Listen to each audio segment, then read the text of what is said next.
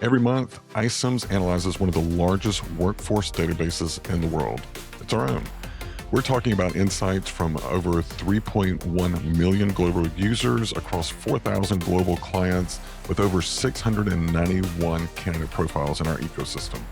And every month, we turn that real world hiring activity into a free workforce report, giving leaders a very live look at what the labor market's actually doing. Now, in the May report, some trends really stood out immediately. First, in the US, the gap is widening between openings, hires, and application volume, while EMEA seems to have it figured out. Now, we also spent some time looking at what's going on with entry-level hiring, and the data may surprise you. So with that, let's dig in.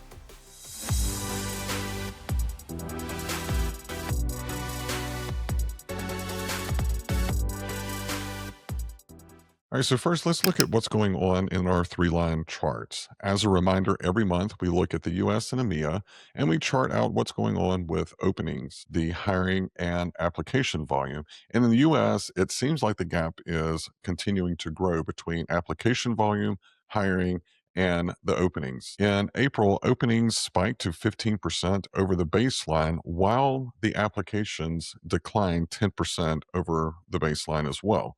So this growing gap could signal that there's a pretty hot summer ahead of many recruiting organizations who are seem to be struggling with a lot more openings with a lot less candidates. And one thing I do want to call out is this decline in application volume since October of last year. Now, there was a spike in January, but if you were to take it out, it shows a very concerning trend line. Where are the candidates going? Now, in EMEA, it's a completely different story. Hires have been trending above openings since the beginning of the year, and application volume only dipped in April by 1%, as well as the number of openings. So, this could be cyclical for EMEA. If we look back to this time last year, you can kind of see that the summer starts to slow things down, and then everything ramps back up in September. So it'll be interesting to see if this trend continues to indicate this is a cyclical phase in EMEA data. Each month, we take a focus on a particular topic or a data set that we feel is very important to bring to the market. And in May, we wanted to look at what's going on with entry level hiring. Now, if you look through the media, there's a lot of storylines about how there's a lot less entry level hiring, a lot less jobs that are out there. But according to our data, openings are actually showing up 18%, and hiring is up 3% over the baseline. Now, what's really interesting is that we went one step further and surveyed candidates. What's going on? How are they responding to AI? What's their perception of the job market?